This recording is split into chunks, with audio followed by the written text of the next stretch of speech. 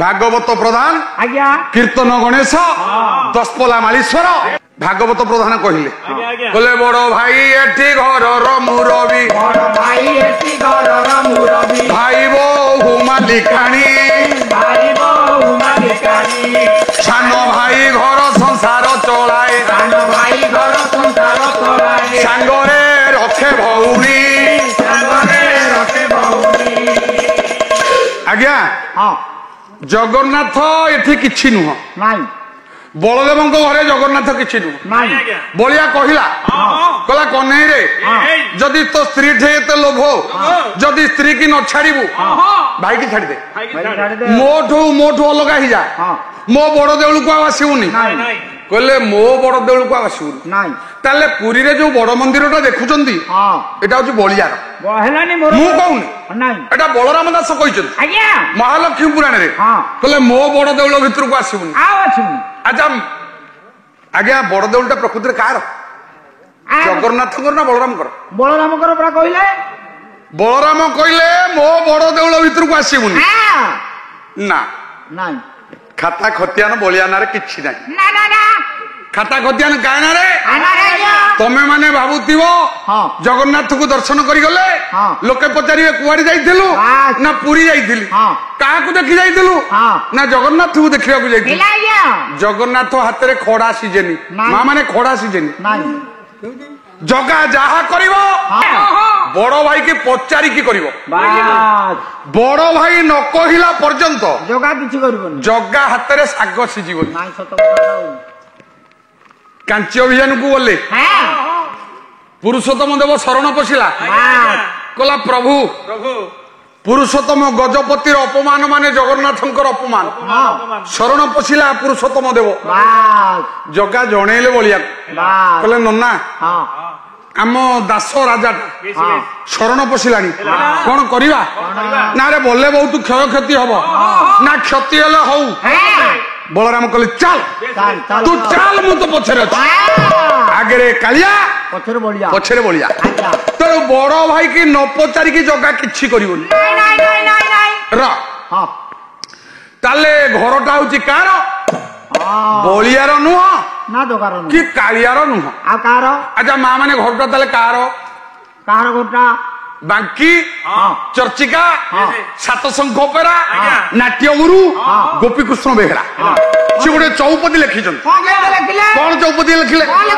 कहले कहिब कि जगतपति मो कथा को भाबी चिंती कहिब कि जगतपति मो कथा को भाबी चिंती कहिब कि जगतपति मो कथा को भाबी चिंती कहिब कि जगतपति मो कथा को भाबी चिंती एमिति हला केमिति एमिति हला केमिति एमिति हला केमिति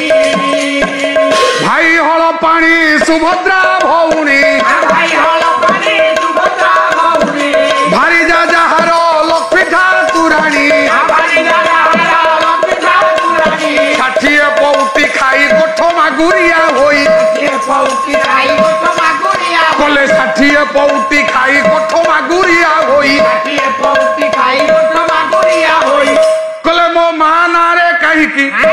मो मां नारे कहीं की अरे पोटा को बोला पाउती एमिति हला केमिति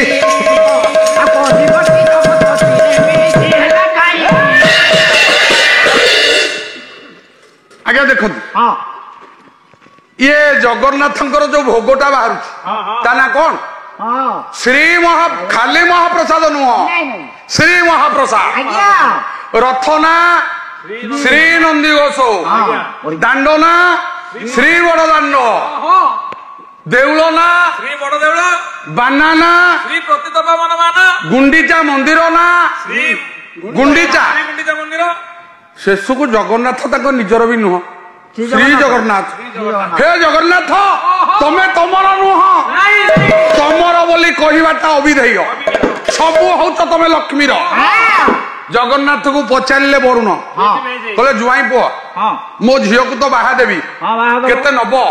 माने डिमांड केते नब दब तुम झील को दब अरे मूर्ख मो झील को तो दे साइलिनी आउ देवी माने मो झियो को देवी जगन्नाथ कहले मो कहिबाटा बुझी पाइलो आ वाशिंग मशीन टा नेले तुम झियो को परिश्रम करबा पड़िबो नै साबुन मारते मारते हाथ छिड़ी जाते अरे पो तो हिंदी आसीनी तू कहीं छेली मेटा भाई हिंदी कहू अच्छा गाड़ी टे देले तुम झियो बजार घाट को बंधु कुणिया घर को जीव सम्मान ना झियो तुम टीवीटा जदि दब तुम झियो देखिबो मु कोन केतले देखुची नहीं कले जहा दब तुम झियो को दब वरुण विचार कले जगा अरे तू मते बुद्धि शिखेबू मु वरुण जलर अधिपति मते कहू जहा देवी तुम झील को देवी दौची रे पुआ आज्ञा जहा गुड़ाक देले सबु लक्ष्मी को नारे लिखिदेले बोले जगन्नाथ तमे खाइब पीब बोहिब सबु करिवो मो झील को मागिकी नब हाथ टेका मो झील नब सबु जाक लक्ष्मी नारे लिखिदेले ये बड़ दांड बड़ पंडा बड़ दियो बड़ देउल लेखिले गुंडीचा मंदिर लक्ष्मी गुंडीचा मंदिर नंदी घोष रथ लक्ष्मी नारे करी दे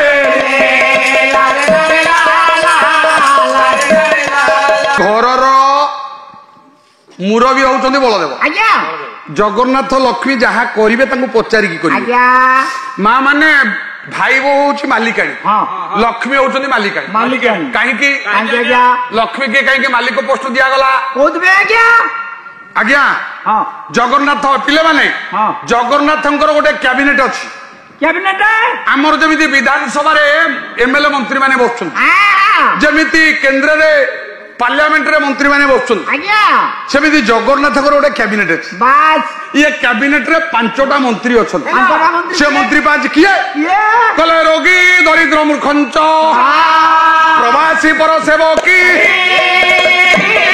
एतानी पंचरत्नानी ये भूगोल पालते मही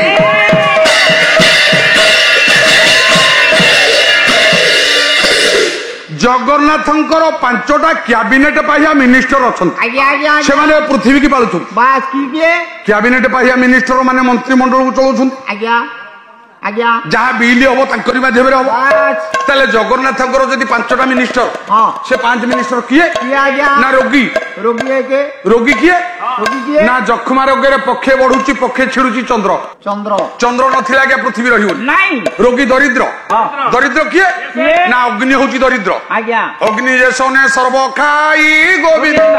विचारे दोष गुण नाही बोले अग्नि सबु खाऊची सबु दाऊ ए अग्निटा होची भिकारी ताठो बड़ भिकारी कहीं ना बोले रोगी दरिद्र मूर्ख मूर्ख किए आज्ञा पवन आज्ञा महिला रे बाजी की जीव पाछ रे बाजी की जीव पोलो रे बाजी की जीव मुर्गे रे बाजी की जीव भोगे रे बाजी की जीव हेटा होची मूर्ख रोगी दरिद्र मूर्खंच प्रवासी प्रवासी होची किए ना सूर्य पूर्व पश्चिम को पश्चिम पूर्व दौड़ी तो खाली आउ पर सेवक इंद्र से परर सेवा वर्षा केतले कोठी हबो ता दायित्व तेणु पृथ्वी की पालिला वाला पांच तेणु लक्ष्मी को पाखरे कहीं संपत्ति रहिला लक्ष्मी को पाखरे कहीं चाबी रहिला एथि पई आपन को गोटे छोटिया कथा कहि जाति रे होची तंती बस जाति रे तंती लुगा बुनिया लोक से किए बरगड़ जिलार कवि रंगा जीवी गंगाधर मेहर आज्ञा पाठ पढ़ा जमा पंचम गंगाधर मेहर पाठ पढ़ा जमा पंचम किंतु सीए जो गीत लिखिछन्ती तांको गीत एबे कॉलेज कोर्स रे पढ़ाउ +2 +3 रे पढ़ाउ से तंती घरर पुआ बा हाथ रे तंत डाहणा हाथ रे कलम लिखिले कौन लिखिले कले आ जन्म मरण ये धनर उपरे जीवनर खई भार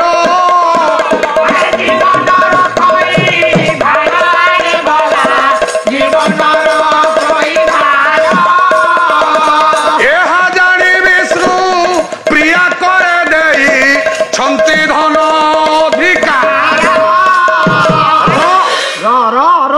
कले आजन्म मरण धनर उपरे जीवन रखई भार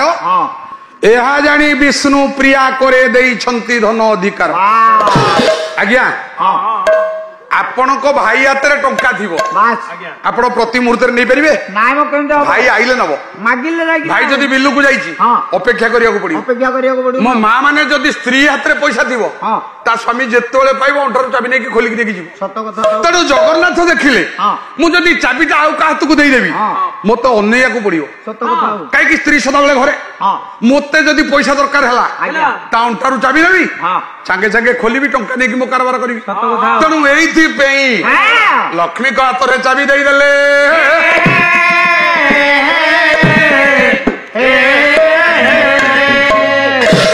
ତାହେଲେ ବଡ ଭାଇ ହଉଛି ଘରର ମୁରବୀ ଆଜ୍ଞା ହାତରେ ଖଡା ସିଯିବନି ନାଇଁ